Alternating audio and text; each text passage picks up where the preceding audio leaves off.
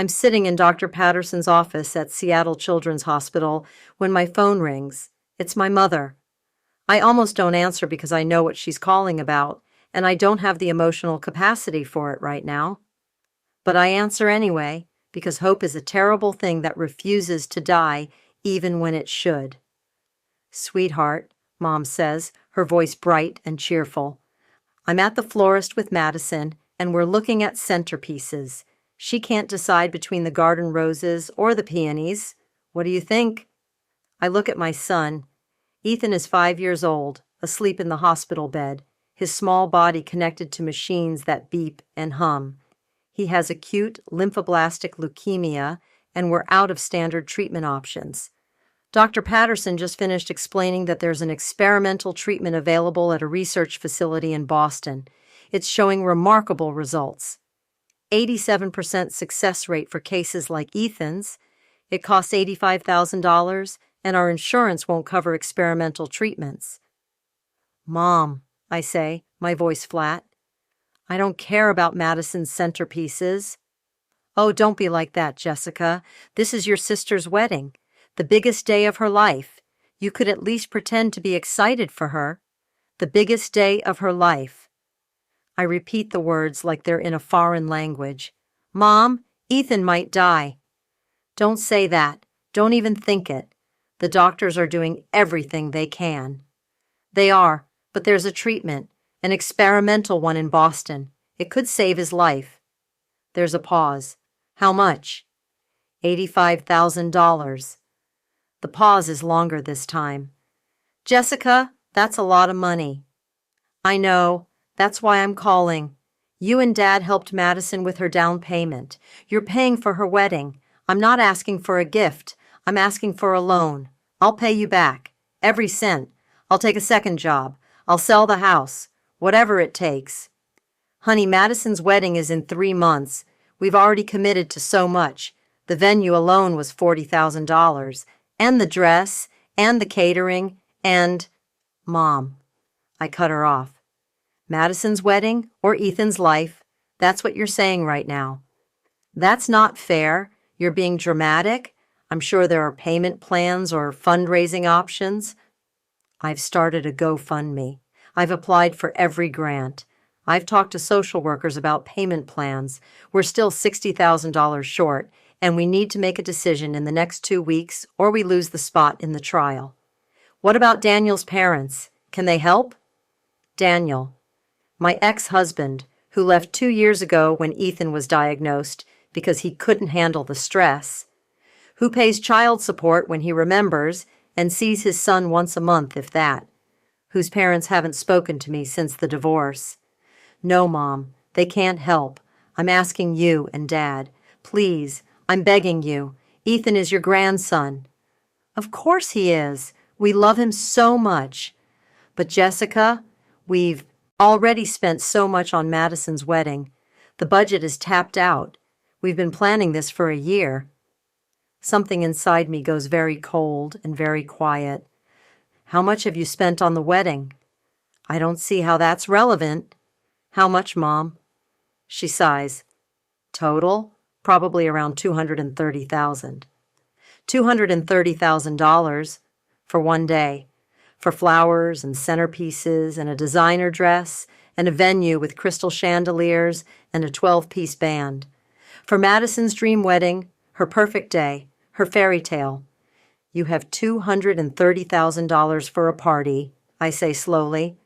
"But you don't have $85,000 to save your grandson's life."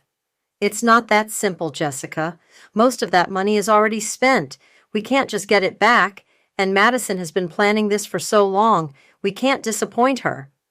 "But you can disappoint me. You can let Ethan die." "Don't you dare. Don't you dare make me the villain here. We're doing the best we can. Life isn't fair, and sometimes we have to make hard choices." "This isn't a hard choice, Mom. This is the easiest choice in the world. You choose the life of a child over a party." "It's not just a party. It's Madison's wedding day. It's a once-in-a-lifetime event." "So is Ethan's life. That's also once in a lifetime. Except if we don't do something, his lifetime is going to be very short." Mom's voice gets sharp. You're being manipulative. You're trying to make us feel guilty for wanting to give your sister a beautiful wedding. I don't have to make you feel guilty, Mom. You should feel guilty. You're choosing a wedding over a child's life. We're not choosing anything.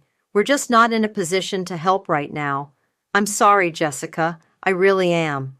But the answer is no. She hangs up. I sit there in the quiet hospital room, listening to Ethan's breathing, watching his chest rise and fall. He's so small, so fragile. The leukemia has taken so much from him already, his energy, his hair, his childhood.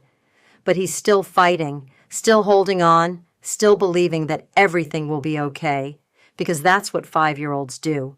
They believe the adults in their life will fix things. Dr. Patterson knocks softly and enters. She's been Ethan's oncologist for 2 years. She knows our situation. She knows we're drowning. Any luck with funding? She asks gently. My parents said no.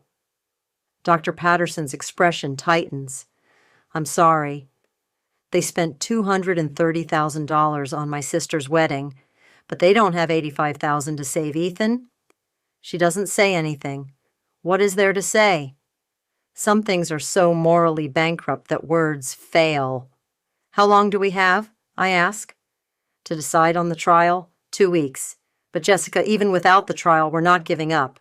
We'll keep trying standard treatments, which aren't working, which you told me have a less than 30% success rate at this point. I know. I'm so sorry. That night, I'm lying on the pull-out couch in Ethan's hospital room when my sister calls. Madison, 28 years old, a marketing executive with perfect hair and a perfect life, and a perfect fiancé named Chad who works in finance. Mom told me you're upset, she says. Upset. That's the word she used? She said you asked them for money and got mad when they explained they couldn't help right now. Couldn't help. Madison, they have $230,000 for your wedding. That's different. That money is earmarked for the wedding. It's not just sitting in a bank account. So unearmark it. Postpone the wedding. Have a smaller wedding. Have a courthouse wedding and save my son's life. Jessica, I've been planning this for over a year. The deposits are non-refundable. The invitations are sent. People have booked flights and hotels. I can't just cancel. Your nephew is dying. Don't be so dramatic. Ethan is sick, but the doctors are helping him. The doctors have done everything they can with standard treatment. There's an experimental trial that could save his life. It cost $85,000. That's it. Less than half of what Mom and Dad are spending on your wedding. I'm sorry Ethan is sick. I really am. But my wedding is important too.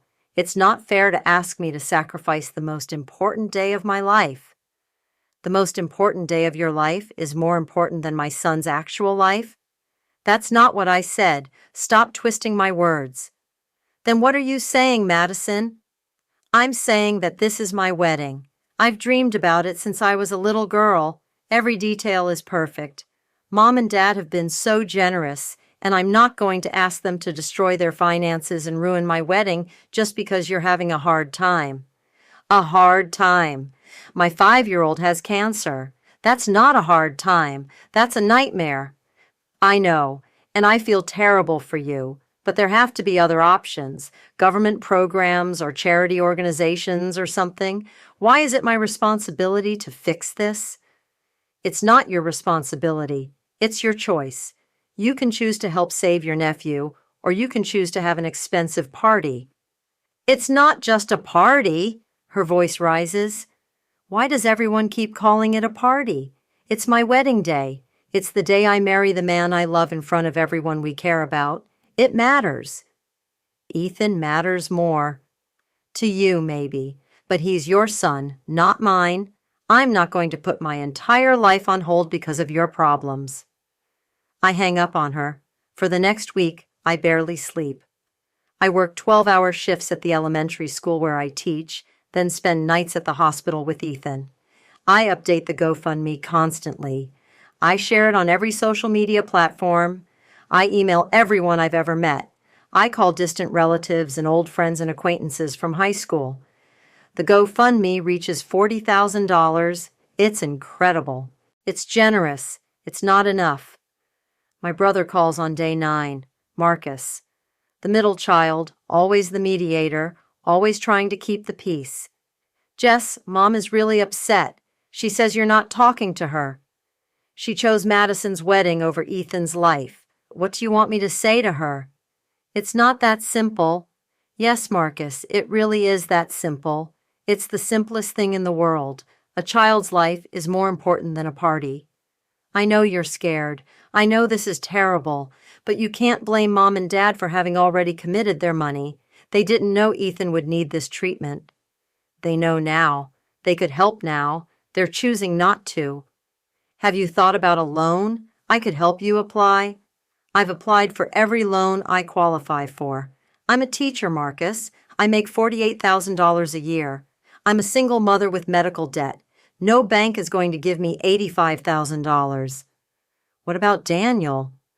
Daniel pays child support when he feels like it and hasn't seen his son in 6 weeks. Daniel is not an option. Then I don't know what to tell you. You could tell Mom and Dad that they're wrong.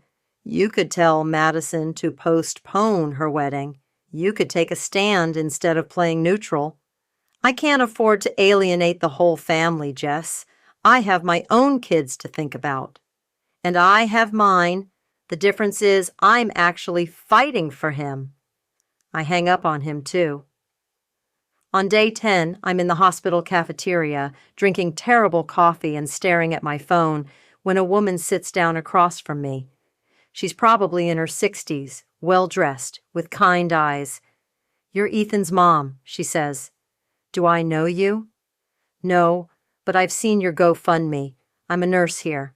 I see a lot of families going through what you're going through." "Then you know it's impossible." "Nothing is impossible. Have you thought about going public? Really public?" "What do you mean?" "Social media is powerful. Your story is compelling. Parents spending hundreds of thousands on a wedding while refusing to help save their grandson? That would go viral, and viral means donations." "I can't do that to my family." "Your family is doing it to you. They're choosing appearances over action. Maybe it's time they face some consequences." I think about that all night. About the nurse's words, about consequences, about the difference between protecting your family and protecting yourself. The next morning, I make a TikTok video. I film it in Ethan's hospital room while he's sleeping. I don't show his face, just his small body in the bed, the machines, the IV lines. I keep my voice steady and factual. "My name is Jessica. This is my son, Ethan. He's 5 years old. He has acute lymphoblastic leukemia. There's an experimental treatment in Boston that has an 87% success rate for his type of cancer. It costs $85,000. Our insurance won't cover it. I've started a GoFundMe. I've applied for grants. I've taken on extra work. I'm still $60,000 short. My parents have money. They recently spent $230,000 on my sister's wedding. The wedding is in 2 months. When I asked them to help save Ethan's life, they said no. They said the money is already committed. They said they can't disappoint my sister. I'm not asking for judgment. I'm asking for help. If you can donate even $5, it matters. If you can share this video, it matters. Because right now, I'm watching my baby fight for his life, and the people who should be helping me are worried about centerpieces and cake flavors. The link to the GoFundMe is in my bio. Thank you for listening. I posted at 8 a.m. By noon, it has 50,000 views. By evening, it has 500,000. By the next morning, it has 3 million views, and the GoFundMe has increased by $75,000. My phone won't stop ringing. Mom, Dad, Madison, Marcus, aunts and uncles and cousins. I ignore all of them. I'm too busy reading comments, responding to messages, updating the GoFundMe, crying with relief because we're going to make it. Ethan is going to get his treatment. The video goes viral. News outlets pick it up. Local stations want interviews. National morning shows reach out. Everyone wants to talk about the parents who chose a wedding over their grandson's life. On day 3 of the video being public, my mother shows up at the hospital. She looks terrible. Her eyes are red, Her makeup is smudged, and she's clearly been crying. "How could you?" she says. "How could you do this to us?"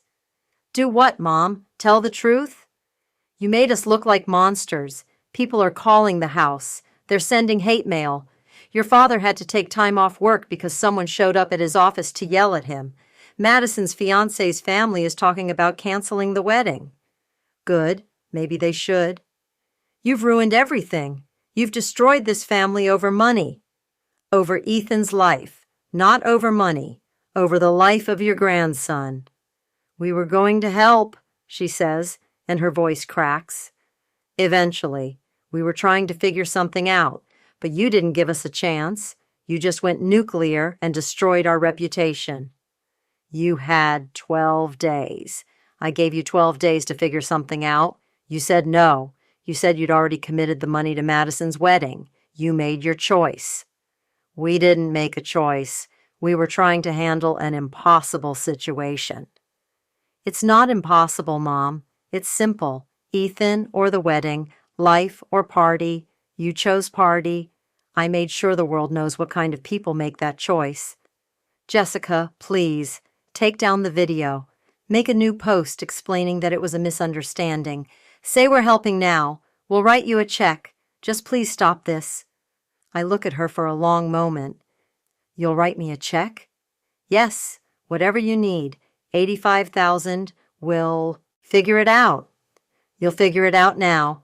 After 3 million people saw what you did. After you're facing social consequences. After news outlets are calling you for comment. Now you'll figure it out." "Please, Jessica." "No." The word comes out hard and final. "No, Mom. Keep your money. The GoFundMe is fully funded. Strangers paid for my son's treatment because they have more compassion than his own family. Ethan is going to Boston next week. He's going to get the treatment that could save his life, and he's going to do it without your help." "You can't mean that?" "I absolutely mean that. You had your chance. You made your choice. Now you get to live with it." "What about Madison's wedding? Are you going to come?" "No."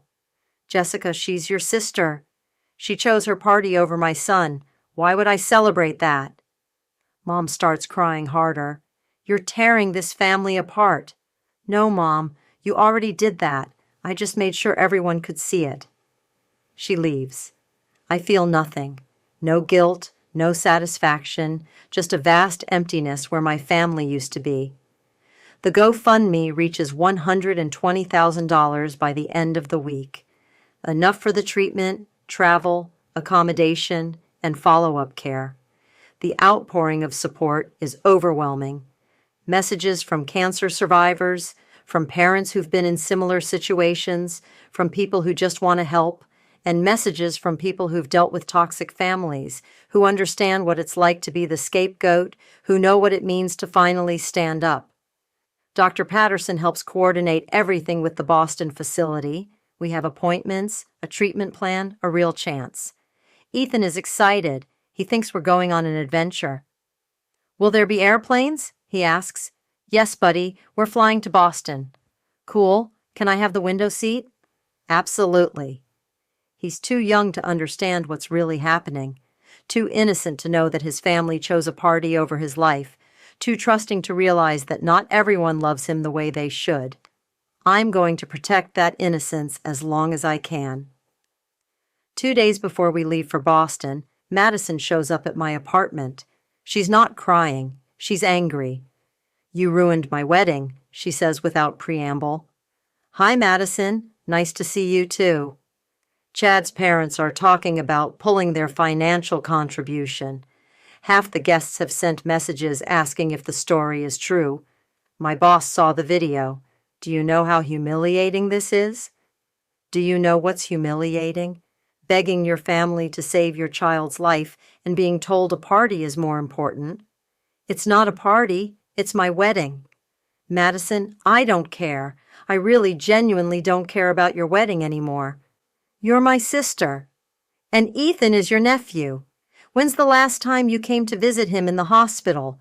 When's the last time you asked how he's doing? When's the last time you gave a damn about anyone other than yourself? That's not fair. None of.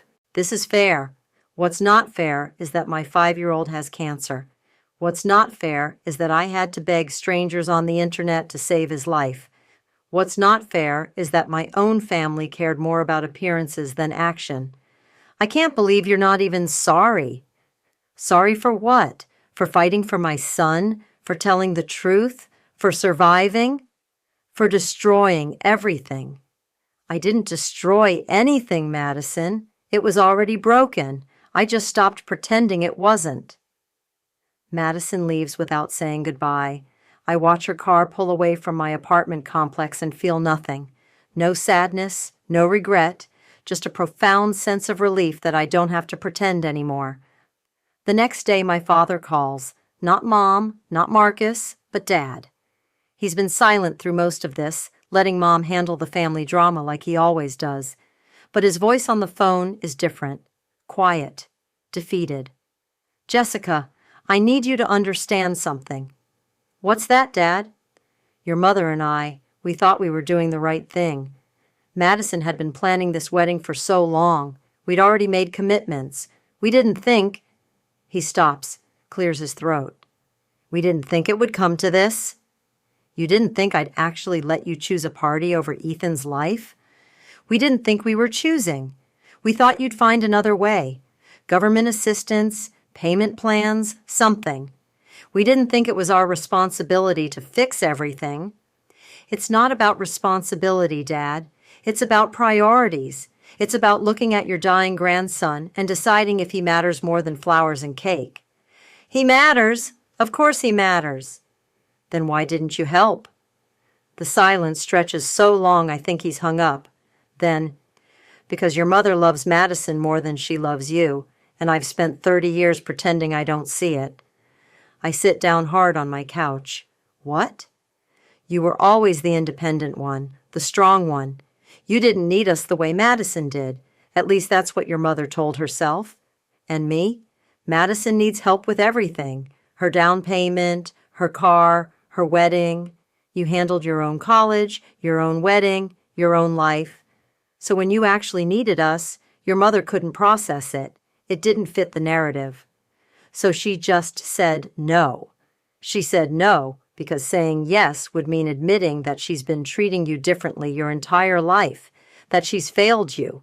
It was easier to double down than face the truth. And you? What's your excuse? I don't have one. I went along with it because it was easier than fighting her. I'm a coward, Jessica. I always have been. I'm sorry. Sorry doesn't save Ethan. I know. That's why I'm writing you a check. $100,000. I'm taking it from my retirement fund. Your mother doesn't know. I'm mailing it today. Dad, I know you don't need it now. I know strangers came through and your family didn't, but I need you to have it for whatever comes next. Medical bills, living expenses, whatever you need. Take it. Please. I'm crying now.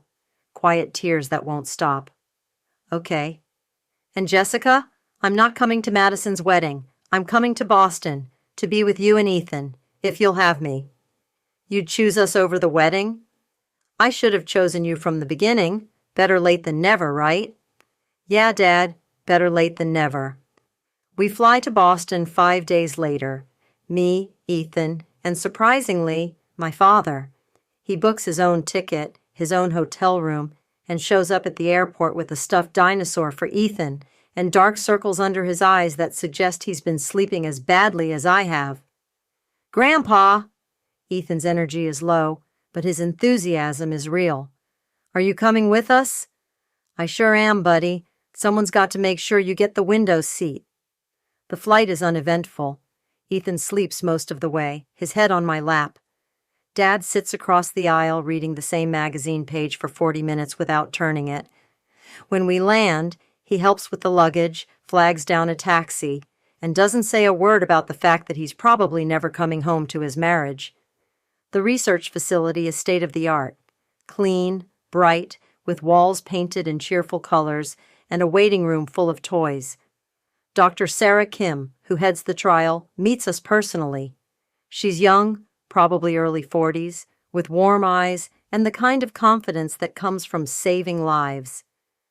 "Ethan," she says, crouching down to his level, "I'm Dr. Kim. I'm going to help you feel better. Is that okay?" "Will it hurt?" Ethan asks. "Some parts might be uncomfortable, but we'll do everything we can to make sure you're as comfortable as possible, and your mom will be with you the whole time. Deal?" Deal. The treatment protocol is intense. 3 weeks of daily infusions, monitoring, adjustments. Ethan is brave beyond his years. He doesn't complain when they insert the central line. He makes friends with the other kids in the pediatric ward. He colors pictures for the nurses and asks a million questions about everything. Dad and I fall into a routine. I sleep at the hospital on a cot in Ethan's room. Dad brings coffee every morning and dinner every evening. He reads to Ethan, plays endless games of Go Fish, and somehow manages to make a 5-year-old laugh even in a cancer ward. "Your dad's different here," I say one night when Ethan is sleeping. "Different how?" "Present, like he actually wants to be here instead of just going through the motions." Dad is quiet for a moment, watching Ethan sleep. "Your mother and we've been married for 35 years. Somewhere along the way, I forgot how to be myself. I just became whoever she needed me to be, and she needed me to be quiet, compliant, supportive of whatever she decided was important. And now I'm remembering that I'm allowed to have opinions, that I'm allowed to choose what matters, that I'm allowed to love my daughter and grandson more than I fear my wife's disapproval. Mom's going to be furious. She already is. I've gotten 47 calls and about 100 texts. I haven't responded to any of them. What will you do? After this? I don't know. Probably get divorced. Definitely downsize. Maybe move closer to you and Ethan, if you want that. I want that. Meanwhile, back home, the fallout from the viral video continues to spread like wildfire. My TikTok account has grown to 200,000 followers. People send messages every day. Some are supportive. Some share their own stories of family betrayal. Some are journalists wanting interviews.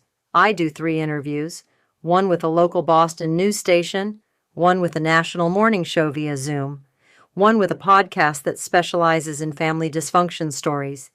In each one, I tell the truth. The numbers, the timeline, the choice my family made. The podcast episode goes viral too. Suddenly, everyone has an opinion about my family. Reddit threads dissect every detail. Twitter users create hashtags.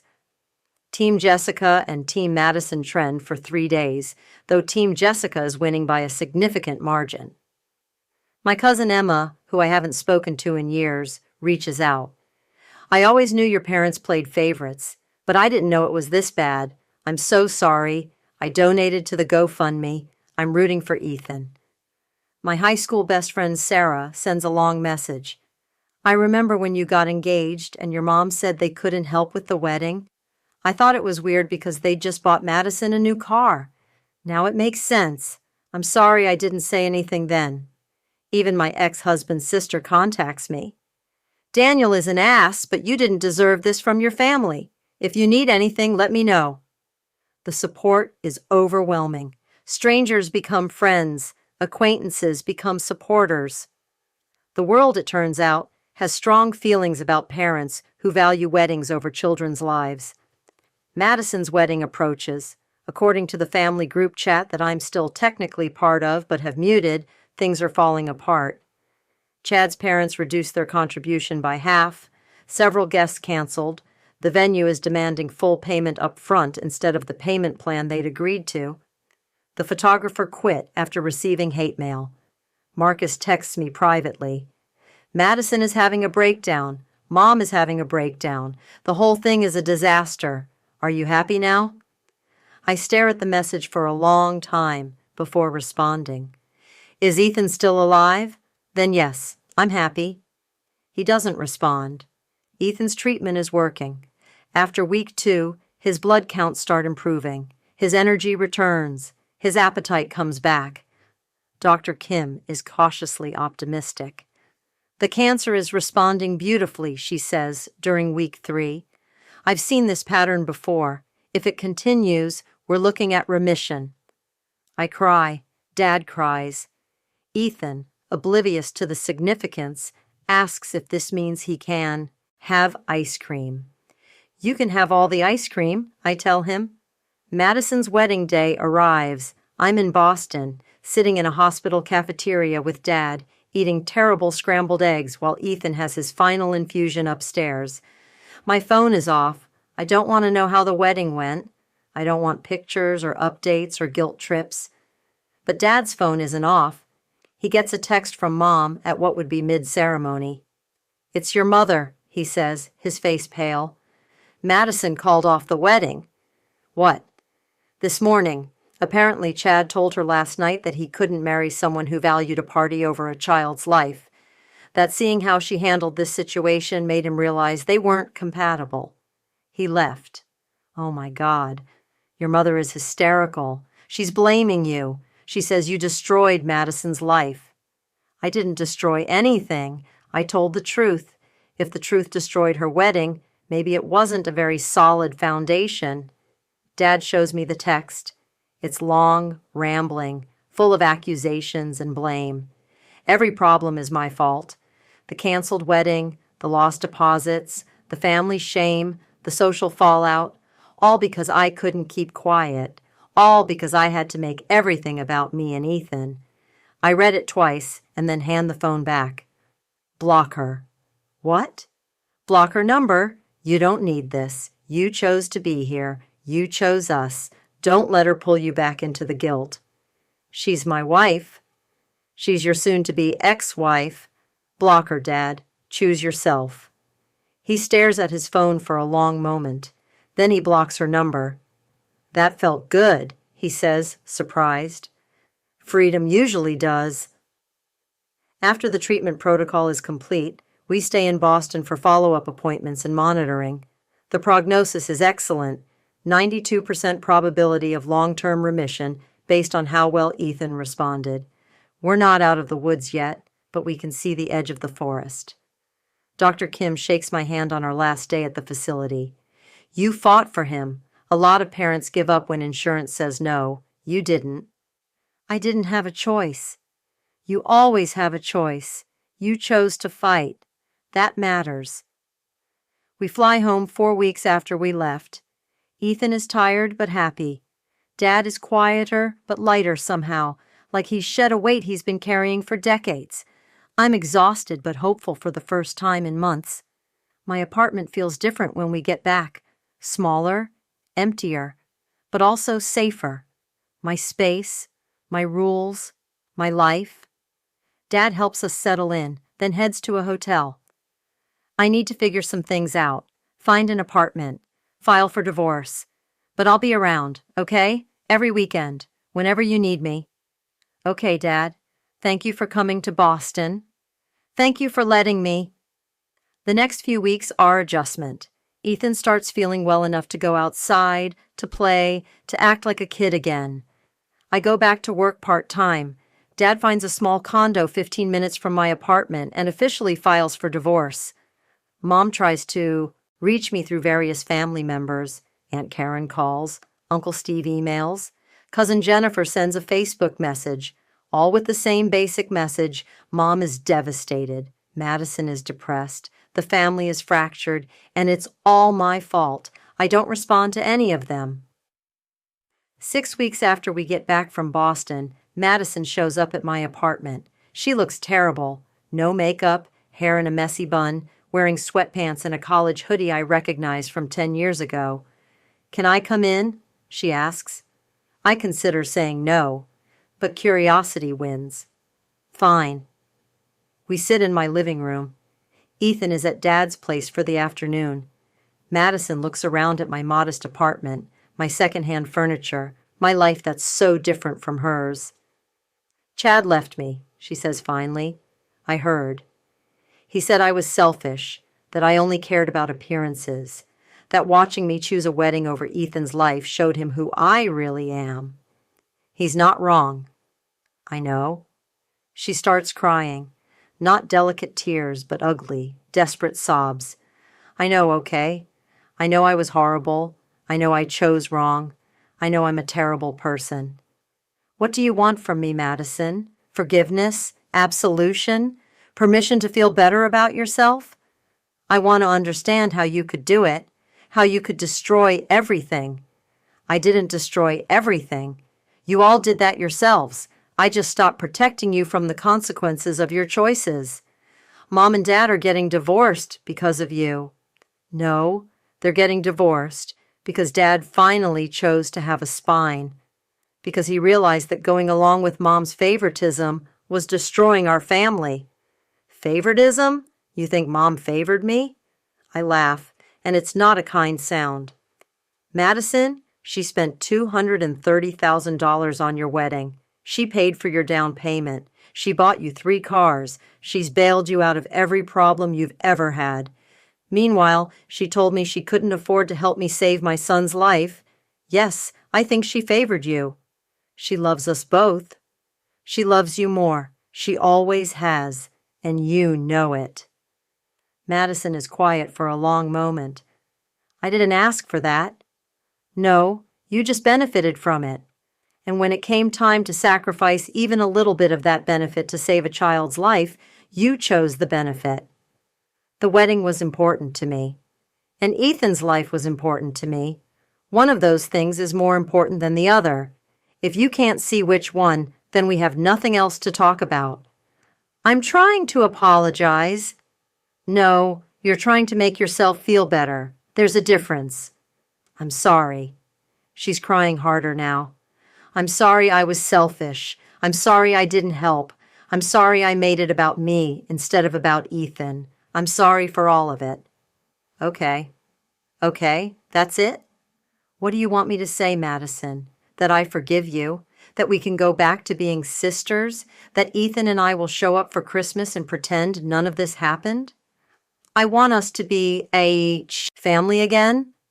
We were never really a family. We were a hierarchy. Mom and you at the top, me and Dad at the bottom, Marcus somewhere in the middle, trying to keep everyone happy. That's not a family. That's a dysfunction. So that's it? We're just done? I don't know. Maybe. Right now, I can't have you in my life. You remind me of the worst moment of my life, when I begged my family to save my son and you all said no. When I had to tell strangers on the internet that my family valued a party over a child. When I had to face the reality that the people who should love me most don't. I do love you. Love is a verb, Madison. It's actions, not feelings.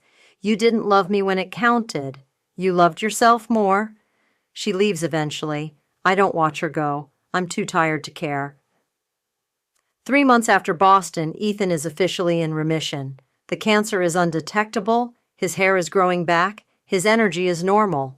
Dr. Patterson calls it a miracle, though she knows it's science and persistence, and $85,000 that strangers raised because a family wouldn't.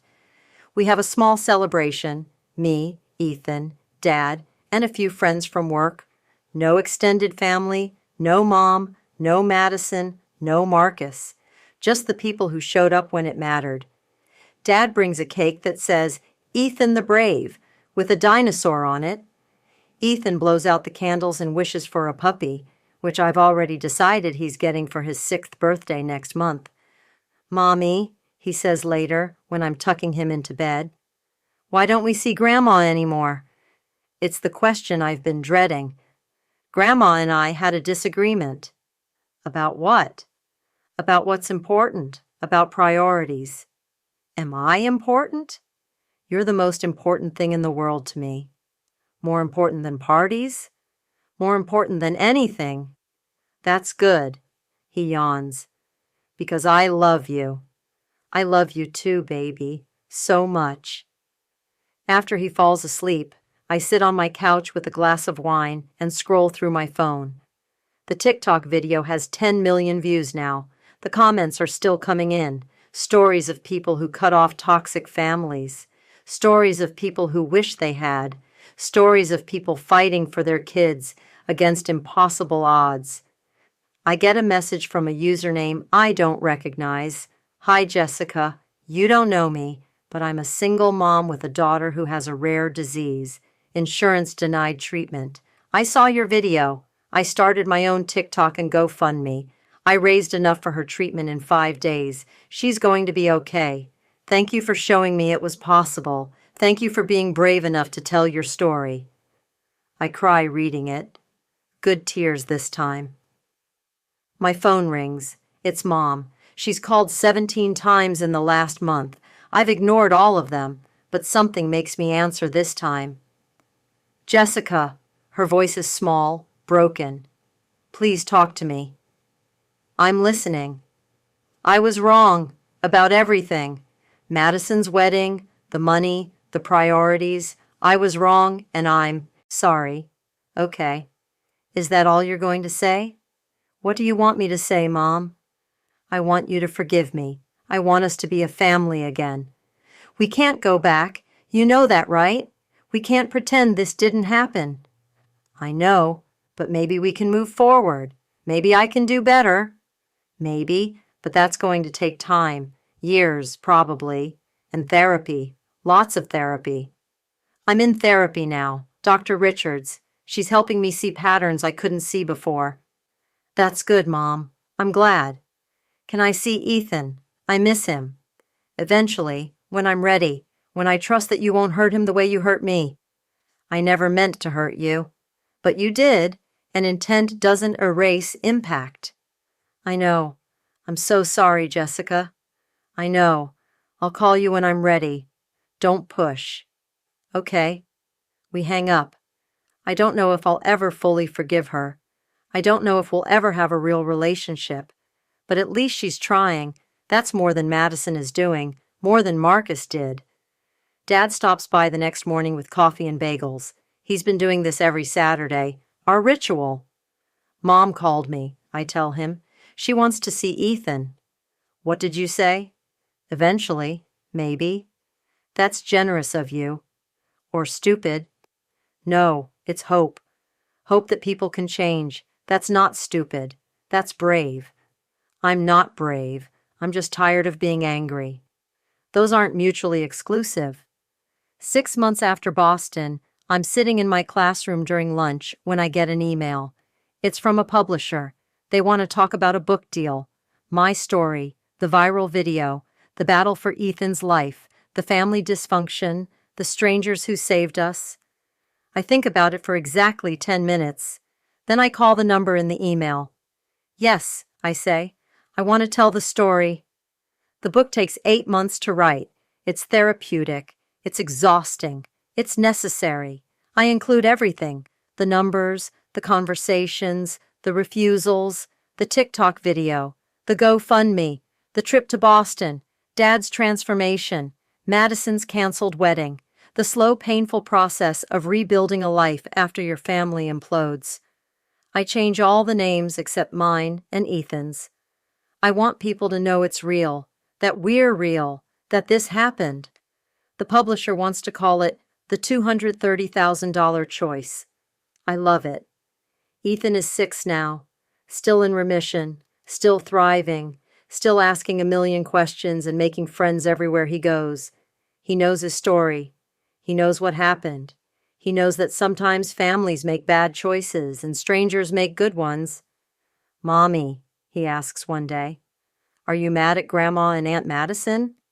Not mad, sad, maybe, disappointed, but not at the people who helped us? Never at them. I'll never be able to thank them enough. Me neither. The book launches on a Tuesday in spring. It debuts at number 6 on the New York Times bestseller list. By the following week, it's number 2. The week after that, number 1. Interviews pour in. Book clubs want to discuss it. Podcasts want me as a guest. People magazine does a feature. Good Morning America calls. I say yes to some, no to others. I'm selective. I only talk to people who understand what I'm trying to say. That family isn't just blood. That love without action is meaningless. That sometimes the bravest thing you can do is tell the truth, even when it destroys everything you thought you knew. Madison reads the book. I know because she sends me an email. It's short. I read it, every word. I'm sorry wasn't enough then. It's not enough now. But I'm saying it anyway. I'm sorry. I hope someday you can forgive me. I hope someday Ethan knows I'm sorry too. I don't respond. Maybe someday I will, but not today. Mom reads it too. She calls crying. I didn't realize how bad it was, how much I hurt you, how much I failed you. Now you know. Can we fix this? I don't know, Mom. Can we? We're trying, slowly, carefully. She sees Ethan once a month now. Supervised visits at first, then gradually more trust. She's in therapy. She's working on herself. She's trying to understand why she chose Madison over me for so long. It's not enough, but it's something. Dad is fully moved to his new condo. He has Ethan every other weekend. They go to museums and parks and movies. Dad teaches him to fish. Ethan teaches Dad to play Minecraft. They're building something new, something healthy. On Ethan's 7th birthday, we have a party. Not big, not fancy. Just friends and Dad and a few kids from school. There's cake and games and laughter. Ethan blows out his candles and makes a wish. What did you wish for? I ask. Can't tell, or it won't come true. Fair enough. But later, when everyone's gone and we're cleaning up, he tells me anyway. I wished that everyone could be as lucky as me. Lucky how, baby? To have a mom who fights for them, who doesn't give up, who loves them more than anything. I hug him tight, this miracle child, this survivor, this boy who taught me what matters. You're pretty lucky, I agree, the luckiest. And standing there in my small apartment with my brave son, I realize he's right. Not because of what we have, but because of what we built from the ashes of what we lost.